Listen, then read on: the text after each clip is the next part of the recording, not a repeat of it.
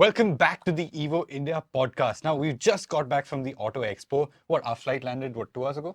Yeah, because we had to wait 2 hours for your lunch to arrive. Yeah, whatever.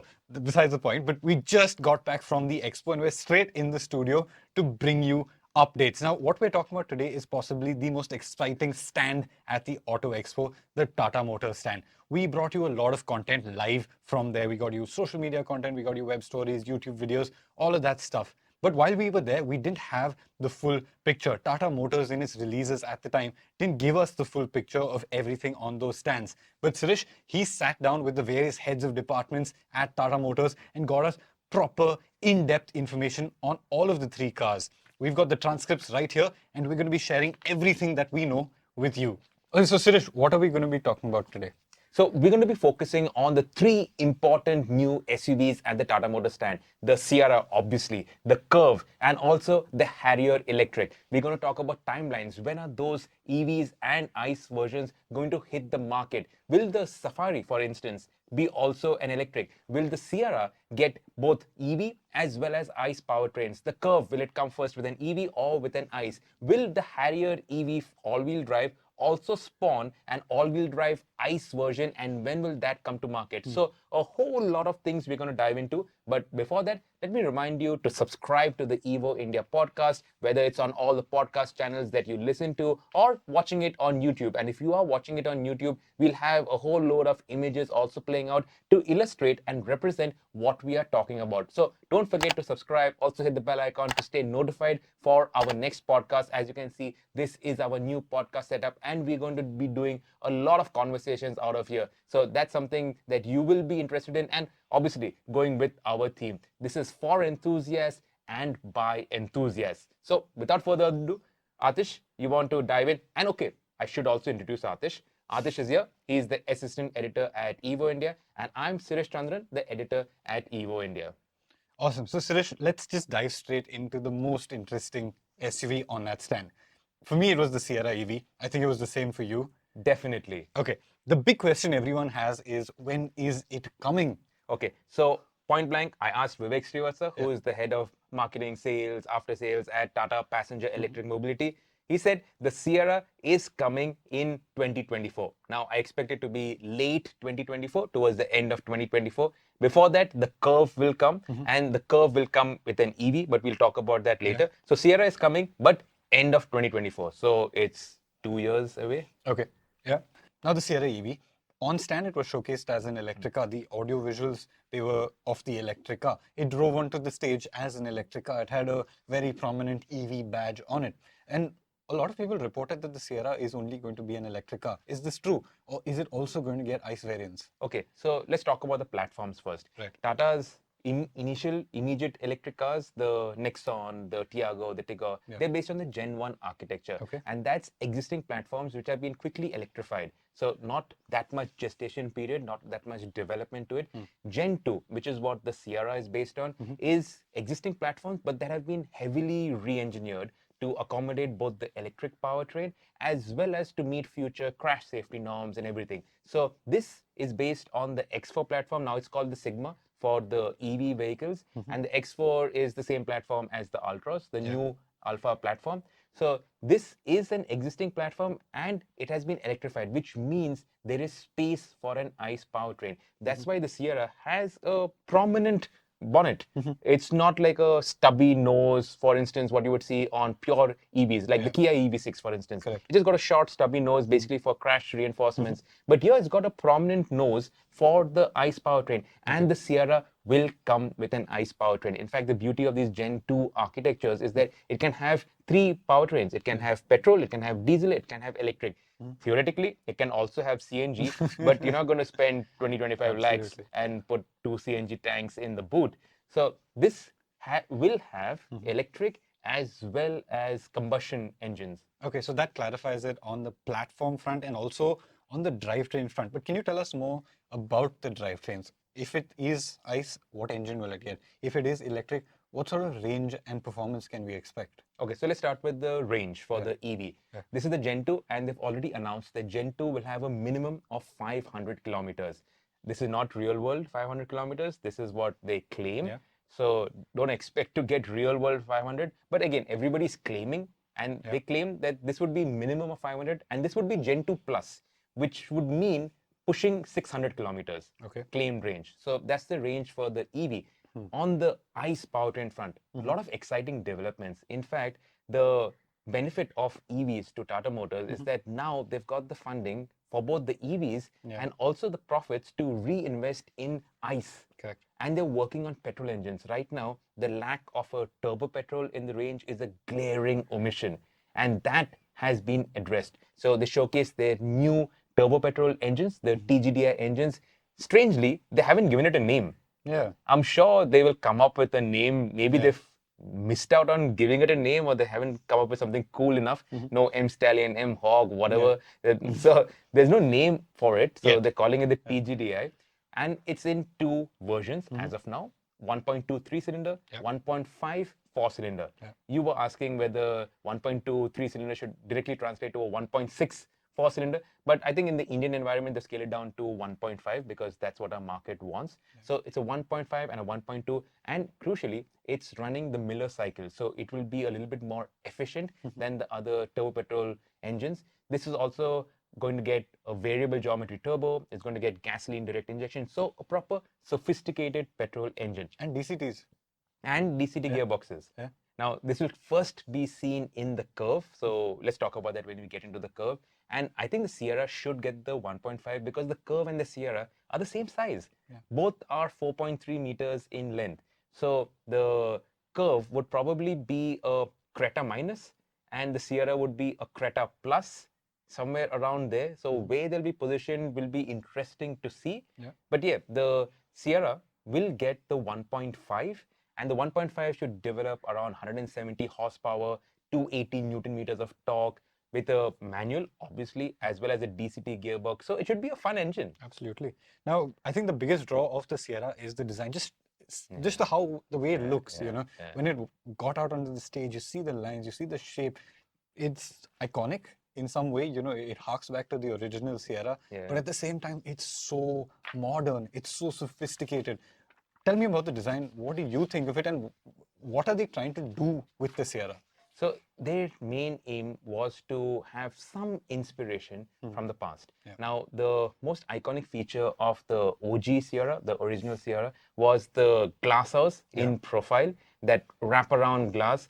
I remember one of the telco officials back then saying that the reason why they did that was so that when people were sitting in the back, this was meant to go outdoors and they could get unhindered views of the of whatever forest that they were driving to or highways that they were driving through. Of course, those days the Sierra didn't have enough power to run an air conditioning at full blast, so those guys at the back also got nicely cooked. Yeah. But that was its most distinctive feature, and they've now productionized it.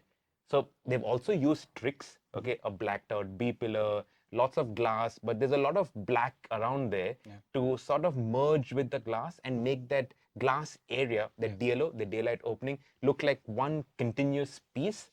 So it's a lot of styling tricks using modern materials, but that is the side. And as Martin Ularik, who's the head of design at Tata Motors, said, you don't need to put a Sierra badge on the new Sierra because it looks like a Sierra. Yeah. And it's also got that, so in the past, the Sierra, it was designed in-house, heavily influenced by Mercedes-Benz design because Tata Motors had a partnership with Benz for their trucks. So it was Mercedes-Benz influenced, and those days Mercedes-Benz for what? Straight lines, very solid. The same with the Tata Estate, with the Tata Sierra. Straight lines, minimal flippery, all of that rubbish wasn't there. It was nice, neat, and clean. And you see the same thing in the new Sierra. Very few lines, also inspired probably by JLR, sister concern. Their reductionism, as they call it. Absolutely. So minimal nonsense on the car. Just clean, iconic, neat lines that will stand the test of time. And talking about inspiration, you had something on that, right? Yeah, absolutely. I think it looks really close to the Defender, especially that rear section, the way the flat glass flows into the flared out body. I think that's so Defender. And to be fair, even if they've inspired the Sierra from the Defender, where better to take inspiration from, right? The Defender is such a good looking car. It is the archetype of the SUV today. And to take inspiration from there, which again, like you said, is a sister concern, is no bad thing. I think it looks damn good. I think it's spot on. There is nothing that looks out of place. And Martin also clarified that the 20-inch wheels that were there on the show car, by the way, it was running MRF Wanderer tires, normal production tires. These were not concept car tires also. And they said that 20 inches will be coming in the Sierra. So it's all production ready. Yeah. In fact, Martin's conversation that I had with him was very interesting because he said now his designers have been given a mandate to not make concept cars. In fact, their mandate is to make production cars to look like concept cars. So you're not wasting time, and also you're not setting the bar too high. You are also having proper expectations. It's not like you look at something you see as a concept, something on a show stand. Then 2 years, 3 years later, once it hits the dealerships, then you say, hey man, what was that and what is this? Correct, And absolutely. we've gone through it in the past, right? 100%. So So many many auto times. expos, we've seen these cool, radical concepts. And then 3 years later, when the car comes, we have to be reminded that, listen, that was that concept which is now come into reality. And we're like, no way, bro. That's all rubbish. So their whole thing is now not to make concept cars, but make production cars look like concepts. And something else that Martin said in this transcript stood out to me. He said that they've signed off on the Sierra design. This is not a concept car, it's more a show car. And it's pretty much what you're going to see whenever it comes into production 2 years from now, 1.5 years from now. So 90-95% that's is ready to go. That's exciting because I think that's a really, really good looking car. I'm just trying to picture it on our streets in a sea of Cretas, in a sea of Seltoses. It'll stand head and shoulders above everything else, you know. I must point out that nobody else is standing still. Absolutely. Everybody is looking at what the others are doing, and everybody is in top gear. Everybody is 100%. working flat out. Okay, now you can't use top gear because everybody is in electric mode. So everybody is Pedal to the metal. At full 185 kilowatt hour. How do you say it, man? This whole EV talk, the lingo is going to be a little difficult for us to get used to. First, we have to call ourselves spark heads, not petrol heads. I don't even go there. So everybody's working flat out, right? And so they will also look at what Tata Motors is doing. Hyundai are also making really cool cars. We saw the Ioniq 6 at the Expo. My God. Of course, inspired by Porsche. But That fastback tail, no question, inspired by Porsche. But what the heck is the problem with that? Again, same logic. If you're copying, copy from the best. Copy from the best. Yeah. Draw inspiration from the best. So that Ioniq 6 looks so cool. The Casper, I think it looks so cool if that is the mini SUV they'll be doing later. Yeah, I should not go rambling. Let's bring it back. Okay, Sierra. We've spoken about the design. What about the interiors? Okay, it showcased a lounge type back seat. Is that something that's going to make it to production? So let's rewind back 3 years when the Sierra was first shown as that concept. It had that L-shaped seating. Correct. Now that L-shaped seating, you can't productionize that, right? You need seat belts, you need safety. There's legislation to match. But that was the idea to evolve that into something that could be a little cooler, that lounge type seating. How do you adapt that? And that what we saw now in this new production ready concept at the Expo, the 2023 Expo, it's got this lounge seating, business class seating, which liberates a lot of space. So even though this is 4.3 meters in length, this is the Creta length, it has space of a much bigger SUV. There's a lot of space. It's a 4-seater. You will also get a traditional bench, which will make it a 5-seater. Of course, this 4-seater compromises on the boot space, so you have less boot space. But the benefit is so much of space inside the car. It's not just space. Like I read Martin's transcript again, and he said you'll get stuff like a footrest, you'll get little things around the car. So almost like place to put your iPad, the cup holders, obviously. So they're taking inspiration from the top of the top, like something like an S-Class, a 7 Series and 8. They have those really spacious back seats with ottomans. You kick them out, you flip them up, you lie down almost in the car. And also remember, so you got a lot of glass area on the side. Plus, you have to have a panoramic sunroof. If you have to do business today, you cannot do without a panoramic sunroof. Absolutely. So you first design the panoramic sunroof and then you design the rest of the car around it. But so much of glass area will make the cabin seem so airy, so light and airy. Only thing, in the Indian summer, okay, your air conditioning can run at full blast, but you still have the sun on your head. Sun blinds. Sun blinds, Okay. But now moving on to the next thing when it comes to the Sierra, this is something that I actually wanted to talk to you about as well. The provenance of the Sierra. What did it mean? What did it signify? Now, the Sierra came out before I was even born. I know what the Sierra stands for in Tata Motors lineup theoretically. I've read about it. But you were around that time. What was it like? What was the Sierra and why is it significant? I think I was 15, 16 when it came out. It was 1991. We had ambassadors. We used to Yeah. use ambassadors. The Maruti 800 had just come onto the market. So that was the newfangled thing that had come to the market. Everybody was going gaga over the Maruti 800. But that was a small car. This was Tata Motors, which had a massive reputation because they made all the trucks. And they came in with the Sierra, which was India's first SUV. It looked cool. Even today, an old Sierra still looks Absolutely. kick-ass. It does. Yeah, so that was something you looked at and go, wow, what a thing. Of course, it was limited by the crude diesel engines, the driving, everything was basic. It was made by what was a CV manufacturer then. So it had a lot of limitations, but that design has stood the test of time. That was iconic. For us growing up, that was what we aspired to. It was aspiration. And when you were growing up, when you're 15, 16, when you're young, that things that inspired you and you aspire to, it sticks in your head. It is hardwired. Today, it might not do that much, but in those days when things were so limited, you had so few choices. Your car magazines were 100 pages and those were all black and white, and maybe the insert in color. Those were the days, Yeah. right? And then you see a Sierra. I still remember there was a DC done-up Sierra in Pune in green. It was light green with dark green arches, and he used to put those massive wheel arches, massive wheels, those balloon tires. It must have driven like shit, but it looked gangster. Yeah. And he had these huge speakers in it going da-bam, da-bam, da-bam. Must have been horrid bass. Yeah. Those days we didn't know better, but Correct. man, it was like you had made it in life. Yeah. Okay. Now, there's a couple of things more I want to address about the Sierra before we move to the next thing. Will the Sierra get all-wheel drive? Okay, so on the all-wheel drive front, let me just pull out my notes.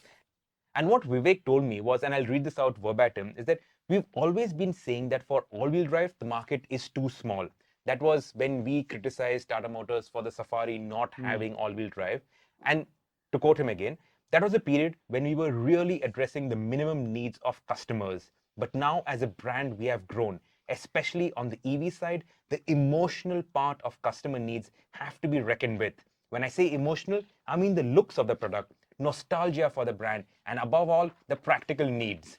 All-wheel drive also falls into that nice to have ego massage kind of feature. And now we are embracing it. That's why they've gone all out on the Harrier EV, which we will talk about. And the potential is there in 3 or 4 products as well. So 3 or 4 products as well to get all-wheel drive. The Sierra EV platform, it can take all-wheel drive. And if there is a market demand, if there is market enthusiasm for it, it will get all-wheel drive. Now, let me also tell you what Martin Ullrich, who's the design head at Tata Motors, said about 4x4. And that was, to quote Martin, I think we should offer it. That's referring to all-wheel drive. I think it gives it a certain amount of street cred to some of the vehicles that we have. Not all of them need it, but some of them should have that legitimacy. And definitely, it depends on what your purpose and what your need is. Do you actually need 4x4? That's a different question. But if you do, you should offer that. And also on the Sierra, we want to make it as authentic as possible. But it's not just a superficial branding exercise that just sticks to the name of that vehicle. Everything has to be real. Okay. And so there should not be any fake elements to it. It should be a credible, authentic Sierra. Right. So this is, I would think, a massive shift in the way Tata Motors is thinking, right? Like Yes. earlier, it used to be, oh no, there's no market, there's no market. But now they're saying, you know what? Maybe there isn't a market, but hey, it's a cool thing to have. It's a credible thing to have. It's authentic. It gives the brand and everything around it, and it'll have a trickle down effect, right? Everything under the brand will look more credible. Yeah, You know? but let me puncture that bubble for a minute. Yeah. Because the Sierra was always two-wheel drive. Correct. Absolutely. It was rear-wheel drive. Only the export versions had four-wheel drive. So the Sierra was not 4x4, it was rear-wheel drive. Correct. But if you're positioning it as an SUV, you need four-wheel drive. You know? Yeah. So that's where they're coming from with it. And Okay, see, I don't want to dig my own or use a shovel to my space, but yeah, I would love it if they did bring all-wheel drive to the Sierra. absolutely. Now, the last thing, pricing. Where do you think the Sierra is going to be priced? Man, I don't see it being under 20, 25 lakhs. And that's with today's perspective or like 1.5 years from now, because The way prices have been going, exactly. whew, Like, yes, who's last to night we say? were talking about to somebody and they were saying, prices have gone up in the last year by 10% almost. 10%, yeah, 10% the prices have gone up in the last year. And with manufacturers having tasted blood, Yeah. today profit margins are strong, dealer profit margins are strong. They're never going back to the days when they used to discount. Everybody is holding on to prices. Yeah. Forget cars, hotels. Prices have gone up, but now occupancy has come down, but hotels are not dropping prices. Yeah, so back to my question, what's it going to be priced at when it launches? Man, 25? Yeah, you think so? 25? I think that's optimistic. Really? You think it's optimistic? You think it'll be Possibly. Look 20? at it. No. More? Yeah. Let's not get into pricing. Okay. Now, the curve. Let's get straight to the curve. Okay. Now, at the Auto Expo, we saw an ICE version of the curve, right? Yes. Earlier, we'd seen an EV. Yes. This time, we saw an ICE. Much like the Sierra, it looked much closer to production. So you had headlights in there, you had production-sized almost wheels, you had production tires on it. The interior looked ready. Production, very close to production. But when are we going to see these cars? Okay, so this is also coming in 2024. It'll come before the Sierra. It will be maybe the early part of 2024. Okay. So the Curvv is coming, and will it come with ICE or EV? I think it'll come with the EV first. So wait, I'm going to hold you there. Just to re-clarify with all of you guys, nothing's coming in 2023. Nothing is coming this year in terms of Sierra. We will talk about 2023 because you'll be able to play around with better infotainment systems in 2023. We'll come to that. With Sierra Curvv, both 2024. Yeah. So the new cars are some time away. Yeah. Tata Motors used the Auto Expo for what an expo should be used for. And that is a future guidance. That, guys, this is what's coming. Get excited about the brand, get excited about the company, buy more shares in the company, get more investment in Tata Passenger Electric Mobility, which will be spun off into a completely different company from April of this year. So they've used the expo. They've made a big splash at the expo. Now you have to wait. You have to be patient because all this has to be productionized. The plant at Sanand, which they bought from Ford, that has to be retooled for their own products. You have to source semiconductors. You have to source batteries. There's a lot that goes into it. An automotive business is a long lead business with tons of cash that has to go in at the start. So it'll take time. Yeah. What is your next question, Adesh? Styling. The Curvv is a beautiful looking car. What do you think of the design? How do you think it looks? Okay, I think the Sierra is much nicer. Yeah. It's more up my alley. This SUV coupe thing is a niche right now. So we've seen it. So the X6, that was the first SUV coupe. That is the X5 with that Sportback rear end. Now you see it on almost everything. Mercedes has it, Audi has it, all of them have it. In India, the Curvv will only have that SUV coupe body style. It will not have a traditional SUV.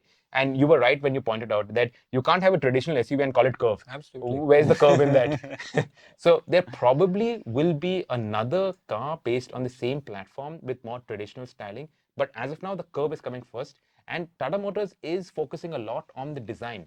So this is fashion forward. This is heavily led by design. They call it digital design. They call it digital design also because it's done digitally and simple lines. Minimal. In fact, this Curvv, compared to the Curvv that was shown in April, the concept that was shown in April has far less slashes and all that extra lines. All of that has been reduced to make it a little bit more easy on the eye.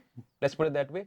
But everything that you see on the Curvv at this expo is all coming into production. That DRL signature on the nose, that is going to be Tata Motors' signature going forward. So all of that with those winglets at the end, all of that is coming. In fact, the Curvv, even the ICE version, will have the full width LED DRL at the front.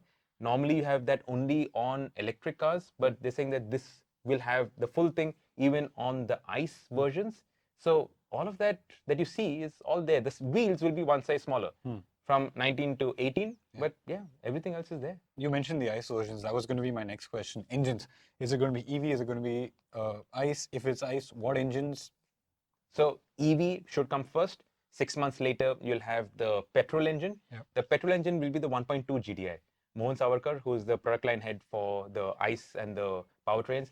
He said that the 1.2 is coming in the Curvv. That will be the first of the new generation petrol engines. Okay. And So what sort of performance are we looking at? What sort of power outputs? 125 horsepower and two states of tune for the torque. So you'll have 190 and 225 Newton meters. Okay. Maybe the sportier version of the Curvv will get the 225 Newton meters, or maybe the high spec versions of the Curvv will have the 225 Newton meters. So 125 horsepower, it's not, say if the Curvv is going to go up against the Creta, the Creta makes 150. Yeah.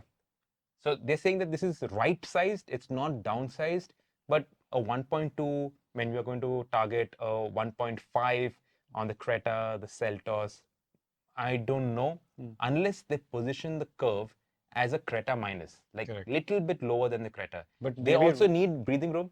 Yeah. You know, where will the Sierra get positioned? So all of that positioning has to work out, and I think the Curvv will undercut. So it will go up against, say, the Taygun. The Taygun was always supposed to undercut the Creta. Right now, it does not. But I think the Curvv will undercut the Creta a bit. So then the 1.2 will work. And of course, Tata Motors already have their diesel engines. So that diesel engine will continue, and the diesel engines are being upgraded for RD, which is coming up in April of this year. So they will have that engine as well. Okay. And platform, what platform is it running? So this is the X1 platform. The X1 platform is the Nexon platform, and the Nexon platform, it traces its lineage all the way back to the Indica Vista.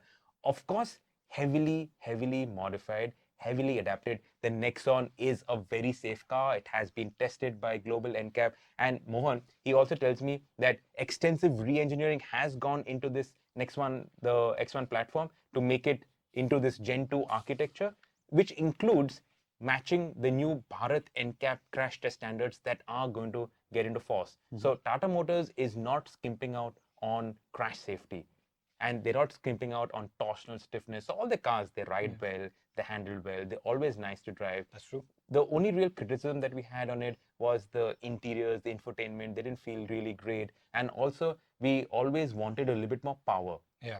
Also, they felt a little cumbersome to drive. I think the Harrier Safari also, you feel that little cumbersomeness, especially in the city to drive. Hopefully that gets addressed with this new generation of SUVs. Quite possibly. Yeah. Before we move on to the Harrier EV, one last thing, the interiors of the Curvv. You got a chance to peek inside the interiors. What did you see? What stood out to you? I missed out on one point on the platform. The platform on the Curvv, it's adapted from the Nexon, so it's not the same Nexon platform. Correct. The Nexon is 2498 mm, the wheelbase. This one will be around 2600 mm. So it is longer. Stretched. It is 4.3 meters in length, so almost similar to a Creta. Correct. So don't think that this is just a Nexon Plus. I have to clarify that. It's basically Creta wheelbase, Creta length, maybe Creta width as well. I'm not sure about and this that. is a place that Tata Motors is not playing in right now. Correct. The Creta is hugely profitable for Hyundai Motors. Hyundai is where it is today in a large part because of the success of the Creta. Absolutely. And everybody else has followed. Why did Volkswagen Group make the Taygun and the Kushaq? Because of the success of the Creta. Everybody else, even MG, why did they come out with the Hector? Because they wanted to target the Creta with something that was a little bigger. So Creta has really shown India that this segment can really do well. Everybody else is coming and targeting the Creta. And it's the twofold, right? That segment has the numbers and it has the profitability. Yes. So, and it has the desirability because that is the sweet spot. So Martin, he said that we could have done, say, the Sierra as the same size as, say, the Safari or the Harrier, 4.6 meters, 4.7 meters. But that would be niche. The meat of the market is here in the mid SUV category. And that's where they want to make a mark. So the Curvv is going there in terms of the interior design. It has, as you would expect in all new cars, right, a digital cockpit, a big digital infotainment, but also it's all very minimal. There's not too many buttons. It's clean, neat lines, not too much drama happening over there. It's nice and simple, which is how it should be. I remember when they showed the Avinya concept, they talked about how they wanted to use voice to operate a lot of the functionality in the car. So not to distract you from the screens and from different things happening around there, but use your voice to communicate with the car and control everything. So that also could be used. This is coming 2 years later. So the advancements in infotainment and all of this will actually move up there. Sure. One thing that a lot of people actually criticize on social media about Tata Motors' current SUVs is the steering wheel. This has a new steering wheel. This is the new Yeah. corporate identity for the steering wheel. So they'll be first seen on the Curvv. Yeah. And it's got that panel, which in the concept, if you remember, that panel also had some graphics and all that playing out on it. I don't know. On this one, there's nothing, no graphics, but the logo's lit up. Okay. The T logo's lit up. In fact, a lot of you guys on social media asked that now for the new cars, should Tata Motors have a new logo? Yeah. I don't think they should change it. Why? Absolutely. I don't And think it's a so either. simple logo. It's Correct. not got too many elements to it. It is not 3D in any case. So they're not. How do you 2D or 2D logo? No, I think a lot of criticism, at least on my social media, what people are saying is the association of that logo it's archaic now, and you've associated it with Indy cars, Indigos, that sort of cars. Now, does it need to be modernized? And my opinion is no. I think it's a matter of pride to see that very logo now be put on cars like the Sierra, now be put on cars like the Curvv. I think it's great. It shows the progress that Tata Motors has made more than anything else. Yes, they've addressed the shortcomings of the past. Yeah. And they are moving ahead into the future. Absolutely. And if you want a new logo, the Avinia does debut that new logo. The T width, light signature. Yes. So, but anyway, that's But strangely, the Avinia, such a hot looking concept car. beautiful. It was in a corner and nobody was looking at it because everybody's eyes were on the Curvv and the Sierra. Just imagine you have a concept like the Avinia, but you have other production ready cars and that's drawing in the crowds. And that's the power of design at Tata Motors. Design is influencing so much of desirability for the brand. Absolutely, 100%. Speaking of the stand at Tata Motors, I was sitting bang in front of one of the SUVs that were concealed before the launch. I positioned myself in the front row, right in front of that car, phone on, waiting to take a reel of the new Sierra being unveiled. And the wraps came off, and what was it? It was the Harrier EV. I think the Harrier EV was the last thing we expected at the Auto Expo. There was no buzz around it. Nobody even hinted at it. Nobody spoke about it. We did not expect it at all. I thought that was going to be the Sierra over there. It wasn't. Did you expect it? No. Yeah, because honestly, did we even see the need for a Harrier EV? I don't think so. Everybody's talking about bringing more affordable electric cars. Did we even think a Harrier should be electrified? Did we even ask for a Harrier to be electrified? No. But now that there is a Harrier electric, we can't wait for it to come. Absolutely. Though it's going to come 2024, mid to end of 2024, because this is now based on the Omega Arc platform, and that hasn't yet been electrified. So this is again Gen 2, which is existing platforms, but modified to take in electric powertrains. So modifying that is going to take some work. And Tata Motors' their engineering side has a lot on the plate. There's so many projects on their plate. Electrifying so many different cars, plus making the ICE versions. It's not like they've stopped work on the ICE. Somebody else told me, a manufacturer told me at the Expo, that Tesla, they only have to work on electrics. But everybody else, like Mercedes, BMW, Audi, they still have to work on their ICE powertrains. Absolutely. So their resources are being split. Of course, most of it is going into EVs, but they still have to invest significant sums of money. And also because these ICE cars, the powertrains, they have to meet modern emission norms, CO2 norms, the CAFE norms, all of that, which is becoming increasingly stricter, which means investment is not stopping in that. Correct. But to bring it back, Harrier EV is going to be the last of these three. So you're going to see the Curvv first, then you're going to see the Sierra, and then you're going to see the Harrier EV. So the Harrier EV, if you're excited for it, you're going to have a long, long wait. It's a while away. Now, the Harrier EV debuts new styling. It's got the facelift styling of the Harrier. Now, obviously, some of those elements are specific to the electric car. Like electric cars, blanked out grille. Exactly. You need less cooling, so you've got the blanked out grille, a couple of styling elements to differentiate it from the ICE. But what we saw there is basically the facelift of the Harrier. Yes, so that is the Harrier facelift, especially on the rear, the full width tail lamp. The front end has been slightly spruced up, the new alloy wheels on the car. So all that is the Harrier facelift, and that should be coming soon. Correct. You don't have to wait till 2024 for the Harrier facelift. Correct. And I think the big talking point on the Harrier, the EV, is the fact that it's going to get all-wheel drive. Again, who expected it? Nobody. Right? Nobody expected it. So a Harrier EV would have been nice, but a Harrier all-wheel drive EV was like, oh, let's get excited about it. So everybody has been saying that, no, Tata Motors heritage SUVs, okay, does not have to be four-wheel drive, but rear-wheel drive is what you associate with SUVs. Tata Motors does not have a rear-wheel drive SUV right now. So they don't have a true blue SUV.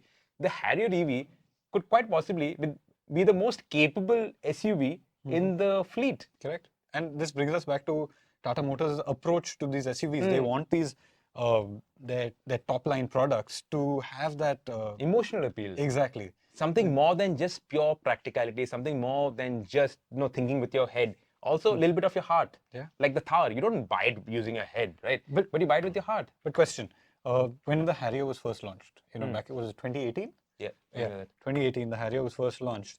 We asked them why no four-wheel drive. Okay, this is a Land Rover platform. Why do you still not have four-wheel drive? I mean, Land Rover platforms are all four-wheel drive. Yes. So logic dictates that this be four-wheel drive, but it wasn't. It was two-wheel drive. And when we asked them, will it get four-wheel drive? They said no, because it would require too much re-engineering of the rear suspension to make it capable of four-wheel drive. So the thing is that the rear suspension on the Harrier is a torsion beam. Now, with the Harrier EV, the four-wheel drive, the all-wheel drive, they've got an independent rear suspension, which means if they have gone through the effort of re-engineering the suspension for independent rear, that same thing, that entire assembly can be also put on the ICE Harrier. Correct. It's, to me, a no-brainer. Yeah. And I think that will actually lead to an all-wheel drive Harrier and Safari in the days to come. Even though today, the market for all-wheel drive is probably 2%, 3% of overall volume. Yeah. But in the future, that could grow. Today, people are buying higher-end versions of cars. The top-end versions are selling really well. Okay, that's because people want that sunroof and the panel, whatever, the huge screens, everything, all those connectivity features. But if you're given the option of swapping out all the connectivity features and getting all-wheel drive, Nobody would do it, I think. nobody would do it. The market wouldn't do it. We'd do it. We would do it, right? So I wouldn't want all that call call center to push maps to the phone and for the car and start the car from my house and it cools. But we are the 2%. Yeah, so I guess we might become the 10%. Hopefully. So who knows? But capability is being engineered in. Yeah, absolutely. And if the market demands it, it can be done. Okay, next question. Will the Safari get it? Because the Safari is basically a Why stretched not? Harrier. Yeah, why not? The Safari has the same wheelbase also as the Harrier. So an interesting thing which on the sidelines I learned is that now Tata Motors is moving to differentiate the Safari and the Harrier. Today, the only difference is the rear. Yeah. The front looks identical. But as time goes, the two are going to start moving away from each other and look slightly different, also be positioned slightly differently, which is a good way of thinking. Okay. Interesting. So that I think covers all the three new SUV unveils at Auto Expo. So we've covered in depth the Sierra, we've covered in depth the Curvv, and now the Harrier EV. If you feel like we've not addressed something and you have a question about one of these SUVs, please drop it in the comments below. Suresh and I were both very actively watching our comment section on the YouTube channel, and if there are questions that you have, we will definitely revert to them. But the next section that I want to lead into is what's happening in the next year, because everything that we've spoken about is 2024 this year. Sorry, we're already in the new year. Yeah, but yeah, what is happening in 2023? Because all these three SUVs we've spoken about are 2024. So 2023, you'll get a new infotainment screen, which actually, no jokes apart, is something that the Safari and the Harrier desperately lacked. Correct. Compared to what the Creta is offering, the Seltos is offering, the Hector has got that huge bloody screen. 14-inch. 14-inch portrait, not just vertical, horizontal. Yeah. It's 14-inch portrait. That's massive. So how can that small little tiny screen on the Harrier compete? It's not sensitive to touch. Yeah, so even the Harrier is nice to drive. You look at that screen and you're like, no, it just spoils mood of hota hai na? Correct. Now it's got a new screen. It's not 15 inches or 200 inches. It is 10.1 inches, sensible sized. It's not massive, but it's sensible sized. Now you can't complain about it. And it has a new operating system. Correct. So it's got those widgets like you would find on the Land Rover PV Pro, on the BMW iOS 8. You can modify and you can configure those widgets. I did a short reel and it worked properly, though you were saying that it didn't look like it was responsive. In the video that he posted on Instagram, it looked to me that it was lagging a little bit, but he says it's responsive. But I think it went okay. It also has an air purifier, which is a good thing. The air quality at the Expo was dangerous, severe and dangerous, horrible air quality. the stuff that We're we still go alive. through to bring you all this content. Survive So Delhi's air. that's you also can connect your phone wirelessly now. So wireless Oh, okay. CarPlay, wireless Android Auto. You have a new 7-inch digital cluster. Okay. That again can be configured. You can change the display of the dials. The tacho still swings clockwise, which is a good thing. It also has a G-force meter, Correct. if you may. This is all on the Harrier and Safari. This is on the Harrier and the Safari. Right. And the cars I'm talking about is the new Red Dark. So Tata Motors, their black cars, their dark editions have done surprisingly well. They were the first to latch onto that bandwagon. Today, everybody else has got black cars. And Martin told me that everybody's doing black cars. There's no rocket science to it. Maruti did them, yeah? Maruti of all people Yes, did the black cars. Nexa, they have now black cars in the Exactly. Nexa lineup. So everybody's got black cars, not rocket science. Now, how does Tata Motors move it up? And Red Dark is how they're moving it up. So on the inside, now it's got these red seats. Yeah. And the red seats remind me of Porsches. Yeah. Old Porsches, full red interior. I think it looks really cool. We'll have to see whether customers take to it, but I see no reason why customers will not take to it. Red contrasts very well with black. So it looks really nice. Additional upgrades on the interior. It has the 360-degree camera. It also has that boss mode switches on the seat. I think it's only on the Safari, so you can move the seat aage piche while sitting at the back. I think it works better for the Safari because Safari is more for the chauffeur-driven set, and especially with the captain seats, it is a nice vehicle to be driven around in. It retains that panoramic sunroof, all black interior otherwise. So overall, it's done really well. And I think that will come out really quickly, maybe in this quarter itself. Okay. So Red Dark will debut the new screen, and obviously that then will pass on onto the rest of the range because that small little screen, time for it to die. And similarly, the rest of the range will also get the smaller screen, the bigger screen. Yeah, so we saw that in the Altroz Racer. The Altroz Racer was on display, and that had the smaller Altroz screen, which will probably make it also to the Nexon, to the Tiago. Yes. I think it'll be first seen on the Nexon. Yeah. I think. So that But it's all coming. It's Correct. all this new infotainment, all these upgrades are coming. So this year we can expect a new Harrier, we can expect a new Safari, we can expect an updated Nexon, we can expect an updated Altroz. That's a lot of cars in the upcoming year. Nothing radically new, but significant, important updates to the Tata Motors lineup. Now, let's talk Altroz Racer. This was the Altroz with a Nexon engine. What do you know about it? I hate the name. Racer, what? Yeah. In our neck of the woods, all these bikers who ride like loonies, so, hey, Racer. I think this Racer name has to go.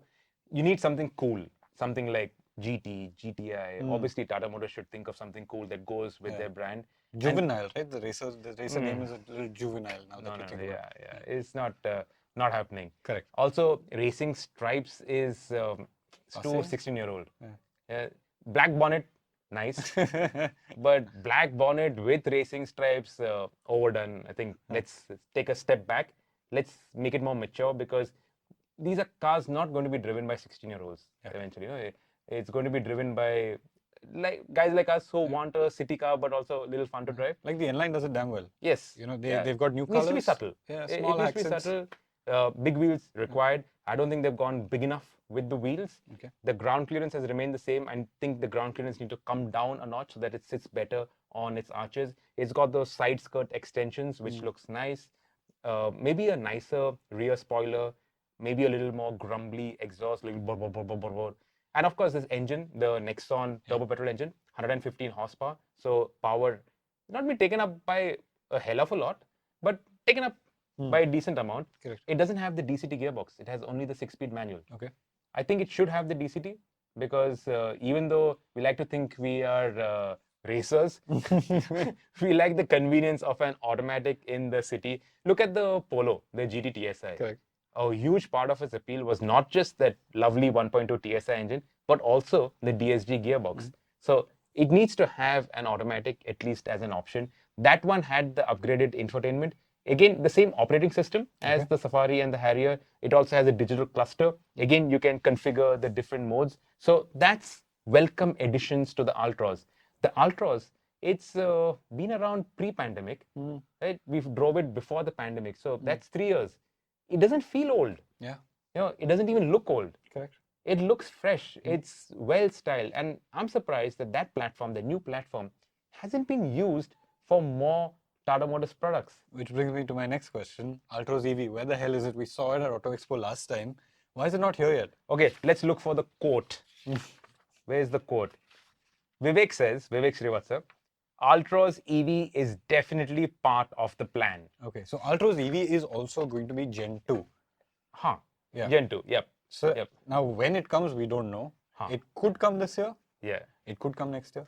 And what you pointed out, which I didn't notice in this entire transcript, this is a lot to read through, is that somebody amongst these three said the Curvv might not be the first Gen 2. Correct. So it could be the Altroz EV. The Altroz EV is very much coming. So if that's something you've been waiting for, you might as well wait a little bit longer. I drove the Tiago EV. I was mighty impressed with it. I drove the Tiago EV at the jury round for the Indian car. You finally did drive. I finally did get to drive it. Yeah. That was honestly the only car I drove at the jury round because everything else I had driven and they refused to let me drive the faster cars because I would screw up the tires on the track. So I drove the Tiago EV. I didn't drive it on the track because no point driving that on the track. I drove it on the inside roads. I really liked it. I think the power is enough. I think there's too much of whine from the powertrain. I think that could have been sorted out. Also, we've been driving premium EVs and they make a lot of effort into reducing the noise. Yeah. Especially because you don't have the engine, so there is no white noise to cancel out other noises. So you hear a lot around you. You feel a little weird at the start. But And I the think gear selector that's- needs to be sorted out. Absolutely. Even on the Nexon EV Max. All of those rotary gear selectors Those from rotary Tata, gears, they're no not chance. they're not responsive. They don't engage properly. You have to look down and see that you are actually in reverse. And then you can't look at it clearly in bright sunlight because Yes, the because light they're not is lit so, properly. Yeah, so it's So I think that needs to be sorted out. And I think that's more a software rather than a hardware issue. Yeah. So I don't see why they're not sorting that out. And I also thought that when you start the car, it should go into level 3 region immediately because that is the most efficient way of driving. And then if you want to reduce region, you can reduce region. I think they've put level 1 as default. I think so. Yeah, I think what they're doing that for is because, at least when I was talking to them at the first drives, they said a lot of buyers are going to be first-time drivers, you know, and to have level 3 region, which even for me I found fairly aggressive. You know, it's not comfortable straight off the bat. And if you're a passenger, it's definitely not comfortable. So I think they've left it at an easy setting and then given you the option to bump it up if you want to, which I think it's just at the end of the day, it's a Fair software enough, thing. yeah. You know? But I think overall, very nice.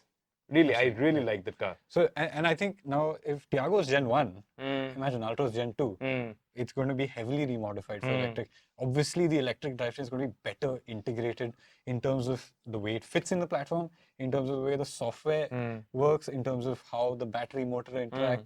All of that is going to be one step up on the Tiago. And the Tiago is already impressive at a great price. So I think Altroz, if it's coming, it's going to be definitely very exciting, something worth waiting for. And in fact, the Expo itself was all about electric cars. Yeah. It was the E-Expo. Correct. The only real ICE vehicle that got our juices flowing was the Jimny. Jimny. In loved green, looking- in lime green, in which lime almost green. looked like an electric car color. So we loved checking it out. Yeah. Whatever little we could check out because it was surrounded by hordes of people. It could not have been journalists, even though it was launched on the media day. But they were surrounded by hordes. Everybody seems to love it. A lot of people have weird opinions also on it. Some Yeah, say I don't that know it why. looks disproportionate. I think that's all rubbish. It looks nice. $5, it just adds to the practicality without taking away from anything. Even though it's $5, it's still under 4 meters. How much smaller do you want your SUV to be? Absolutely. That'll be too tiny. And it's got proper capability. It's got proper 4x4. It's got proper 4x4. And- It's got low ratio. It's got a ladder frame chassis. So it's got everything. It's got a 4-speed gearbox, which I do not appreciate. But it's also got a No, manual, so you can get that. Yeah, but I would like, I've been using a Thar. I've been using a Thar ever since it was launched. I use a diesel automatic Thar. I love it. Correct, absolutely. Now, And, this will drive very differently to the Thar. completely, it's got petrol engine. It's much lighter. It's much smaller. Smaller. Skinny tires. Yeah. It's Skinny gonna be, tires, yeah. It's going to be very different from the. A lot of business for tire guys and the wheel guys. Velocity tire, velocity wheels and Monga wheels in Punjab are going to do rocking Do business. you think 22-inch wheels will even fit in those wheel arches? Cut out half the body. Okay. Anyway, digressing again, let's get back to things. Now that We still have more. Yeah, we still have a little more. Now that we've clarified what's coming in 2023, let's talk CNG. Okay, so we don't really talk about CNG on the show, right? We are Evo India. But I just need to quickly point out that the big drawback about CNG, A, is standing in line with Olas and Ubers at gas stations to juice up your tank up or whatever, gas up your car. That's one. That is changing because the infra is improving, more stations are getting CNG. The other is that your boot space is gone because of that big tank. Now, Tata Motors has got this twin tank system. They're calling it twin cylinder. It's not a twin cylinder engine. Yeah, it's twin tanks. You know, when they said that at the launch, I was like, what? Me and Gavin from Autocar were sitting side by side. We both looked at each other. Twin cylinder? Is that Celerio diesel engine back, that two-cylinder thing? No, but thank God it isn't. It's two cylinders in the boot. Two tanks. So let's call it two tanks. Two tanks. Two tank system. Tata Motors, two tanks. So the twin tanks in the boot, they don't eat into the boot space. So now you have boot space plus you have CNG, which is a sufficient volume of CNG. Sufficient, the same volume. Yeah. It's the same as that big Bada tank. The two tanks have the same volume as the big tank. So you have the same tank capacity, and that's there on the Punch as well as on the Altroz. So if you wanted a diesel engine on the Punch to reduce your running costs, you have the CNG. So you're sorted. Yeah, so it's an alternative. It's an alternative, and I think it's a good alternative. Yeah. But now that you mentioned diesel, let's talk about diesel. What is the future of diesel? Because Tata Motors still has diesel engines. So many car makers don't, but Tata Motors still has the 2-liter FC8 diesel. It still has the Altroz diesel. Okay, so before that, we have to talk about the upcoming norms. Yeah. These are the RDE2 norms. That is real driving emissions. Normally, emissions are tested in the lab. This is how the emissions would be on the road. So it's even stricter. So to meet that, there has to be more cleanup of your exhaust emissions. And a lot of manufacturers said that now diesel engines are going to be unaffordable, it's too expensive. Tata Motors, they've clarified that this is going to cost 5% more to move their diesel engines to RDE2. 5% more. It's not rocket science. Okay. It's not such a big deal. And Tata Motors are going to continue with their diesel engines. So your Altroz will continue with a diesel engine. Your Nexon will continue with a diesel engine. So you will continue to have diesel engines. So if you need the practicality of a diesel, you need the long range ability of a diesel, the torque of a diesel, it will be there for you. My question is, will we get a Sierra diesel? Who knows? But by 2025, where will the market move towards? This is a very valid question. It's a serious question. Where is the market going to move towards? You know, we can't see it. The product planners today have to plan for that 3 years later, right now. Probably longer than that. Yeah, so they are, I don't know, it's a very difficult game, the game these product planners are in. Should you stop working on your ICE? Absolutely. And just move straight to EVs. The Volkswagen themselves, they have stopped working on ICE. They're moving now fully towards EVs. And that's where Europe is moving towards, because legislation is going to a stage where you can only meet those emission norms by going EV. Correct. There's no other way of doing it. When will India move there? Who knows? But right now, resources are being split, which is not good for either. Absolutely. Because you can't focus 100% on ICE, you can't focus 100% on EV. So it is all half and half. Lots of money is going into it. We keep saying that no, manufacturers are making tons of cash, but it's all being reinvested. It's all being reinvested in two different streams. So it's difficult times. Absolutely. But the auto industry is also in a good place. And that bodes well for all of us. Well, that's that from our Auto Expo, Tata Motors Auto Expo roundup. Thank you, Suresh. Any closing thoughts that you have before we say goodbye to everybody? I can't wait for these new Tata cars to hit the road. I'm personally very kicked about seeing Tata Motors move into this new stage. I don't know about your generation, but my generation, my parents' generation, we all have this soft corner for Tata Motors because we've always been brought up with this thing of Tata being this reputable, good, solid brand. I started working at Overdrive when Overdrive was owned by the Tata Group. So my first job was with the Tata company. But these are all emotional factors. This is for a road tester, for a journalist. It's all rubbish. It's all something you put to the side. Irrelevant. It's irrelevant. Tata Motors is just making damn good cars that I, who has a choice of tons of other cars, enjoy driving. I spent a week in the mountains driving that Nexon EV Max. That too in eco mode to make sure that I knew exactly how it would perform, what was the maximum we could take the range to. and I enjoyed myself. I actually honestly enjoyed driving it. I had the Harrier on long-term test. Remember during lockdown? Yeah, After that, absolutely. our first drives, we Yeah. drove from Pune to Chennai in the Harrier, Pune to Delhi in the Harrier, Ahmedabad. to Ahmedabad. Yeah. We did so many drives in that Harrier. It had zero problems, Yeah. no problems at all, absolutely flawless, and we enjoyed driving it. Despite having other cars in the fleet, we preferred to go in the Harrier. So they are making really good cars, and all the success that is coming and that is already there at the table, they definitely deserve that because they went through a really tough patch. They were almost on sale. They were almost going to be bought out until the government stepped in because they didn't want a foreign manufacturer taking over like a jewel in the Indian crown. And I think that was a good move. But today, where they are, I'm really all for it. Thank you. So that's it for our special episode on Tata Motors at the Auto Expo. I too really kicked about what I saw there. It was really something else. The hype around the stand. You should have seen the crowds over there. You had to see it to believe it. Journalists are normally unbiased. Yeah. They are Unemotional or to some unemotional. Yeah, that's the word I'm looking for. Unemotional. When the Sierra EV came out, there Em- were whoops of delight. Everyone was hooting, clapping, shouting, screaming. It was unbelievable. It was You like know, a Bollywood movie. they surprised us with the Sierra because it wasn't on stage, and I had thought, okay, you've seen the Curvv, you've seen the Harrier, that's it for tonight. I was sitting at the back doing my tweets, doing my updates on the Evo Instagram, and suddenly I hear whooping, screaming, shouting. I was like, what am I missing? I jostled my way to the front, and I see this thing coming out through the doors. It was unbelievable, and that's the effect that Tata Motors is having Yeah, yeah. on journalists. Imagine what Yeah. it'll have when these cars hit the road, when they hit the market, the sort of excitement and buzz that they will create. The Sierra EV, look at the footage on it. We'll play some more footage of it. It just looks so freaking cool.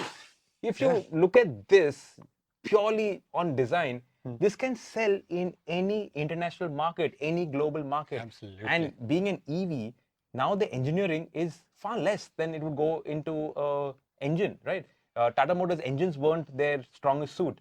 But now with EVs, that is sorted out. This is something that can take Tata Motors properly global. Just look at it. Wouldn't you want to buy it? I want to buy it. I think it looks really nice. Maybe the Curvv is too stylish for some taste. You're not stylish enough, huh? Yeah, look at me. If there's a car on my t-shirt, I wear it. But the Sierra, Very, this very works. cool. Right, so that's it. That's really it. If you have questions, drop it in the comments below. And if you enjoyed this episode, make sure you like, subscribe, comment down below. We will do more on the Auto Expo. I think there's a lot more that we can talk about as well. Really? No? Apart from the Jimny, No? Okay, so cancel that line. Right. So this is really it. If you enjoyed this episode, make sure you like, subscribe, and comment your thoughts down below. If you have questions, like I said earlier, leave them down below. We'll get back for you. This is Sirish Natish signing off. Thank you. thank you.